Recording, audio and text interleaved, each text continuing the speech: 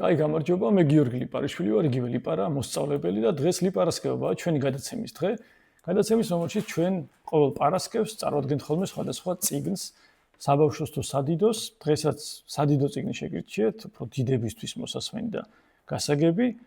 მოусვინოთ წიგნებს, მოусვინოთ ადამიანებს და გავიგოთ რა ხდება მათ ფიქრებში, მათ თავებში და წიგნების ტანებში და რა ხდება ჩვენში. როცა ამ წიგნებს ვკითხულობთ, დღეს სასაკითხად შევარჩიე ერთი ქართველი წერლის და მასწავლებლის დათია ბადალაშვილის წიგნი. დათია ბადალაშვილი იმ სოფელში არის მასწავლებელი, სადაც ვაჟა-ფშაველა ასწავლიდა, ვაჟა-ფშაველა თვითონაც წერალი იყო, როგორც კარგად ვიცით და პოეტი და დათიაც რაღაც სიმბოლურია, რომ ის სოფელში ასწავლის და თან წერს კიდევაც. დათიას ორი წიგნი მაქვს აქ მაგიდასთან, ერთი არის ლეკვების სამოთხე, მეორე ფიჭვების შორს იყო, მაგრამ დღეს ერთ-ერთი წიგნიდან მარტო ერთ მოთხრობას აგიკითხავთ. მესამე წიგნი კიდევ გზაშია და მალე შემოემატება ქართულ მწერლობას, პატარა მინიატურული მოთხრობებით არის სავსე და დიდი იდეებით და აზრებით ეს წიგნები და საოცარი წერის სტილით და უნარით.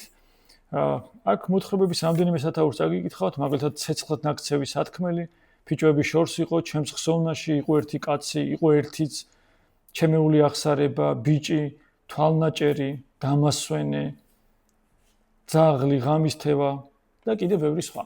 მაგრამ მე დღეს ერთი შევარჩიე წასაკითხად, როგორც გითხარით, პირველივე მოთხრობა წიგნიდან ფიჭვების შორს იყო, რომელსაც ქვია დედა.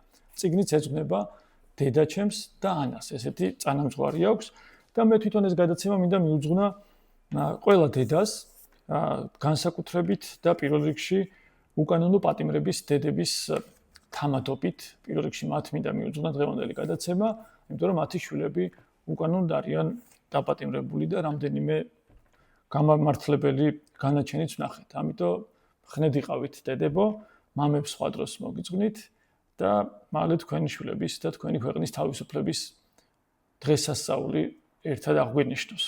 მაშასე დათია ბადალაშვილი დედა. საღამოს თითქოს ჩაეძინა. მეც გულმა მომისვენა და დავწექი. ძილში მეჩვენება რომ ოთახში დადის. გულხედქებით ხტები საწოლიდან. მეზობლის ზაღლია. დერეფანში დალაწლაწებს, დაბუღმელი გამეტებით ვესვრი შეშის ნაპობს. ვცდილობ, მაგრამ აღარ მაწვევა შავი ძილი. ეღვიძება ღამის 4-ზე, საწოლზე ჯდება და სანთელს ითხოვს. მე გაურბივარ და მომავს. არა, ბევრი მომიტანე. მეუბნება მშვიდად. ანთებს რამდენიმე ღერის გატეხვის შემდეგ სიფრიფანა ხალათი აცვია. ჩამქრალ ღუმელს ქარი ამოუქროლდება და ბოლავს. იმ მელიები ვითვართ, მონადირე მსოროს წინ რომ აუბოლა და ელოდება, როდის ამოიხრჩობიან. გარეთ კიდევ თოვლია. მარტის დღენაკლული თოვლი, ცივი და დაუპატიჟებელი. ჩემი შვილებისთვის უნდა ვილოცო, ისინი არ უნდა მოკვდნენ ჩურჩულებს. საწოლზე ჩამომჯდარს ხელში ანთებული ბღუჯა უჭირავს, სანთლის ცხელი ნაღვენთი მაჯებზე ეწვეთება, არ იმჩნევს. მხრებზე და მუხლებზე საბანს ვახვევ და იცლის.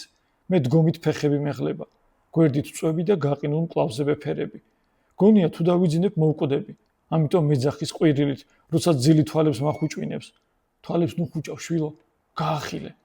მეც ვცდილობ არ ჩამეძინოს. მალმალე ჩემკენ იყურება სიბრალული სავსე თვალებით. თითქოს შველა მჭირდება და უნდა მიშველოს. მე ვილევი, პატარა ვდები.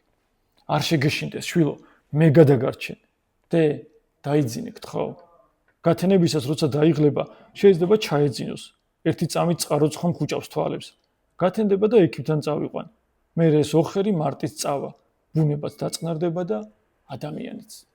აქ თავდება დათია ბადალაშვილის ერთი პატარა მოთხრობა, რომელსაც ქვია დედა. და დედები ვფიქრობ, რომ იმსახურებენ კარგად ყოფნას თავიანთ შვილებთან ერთად.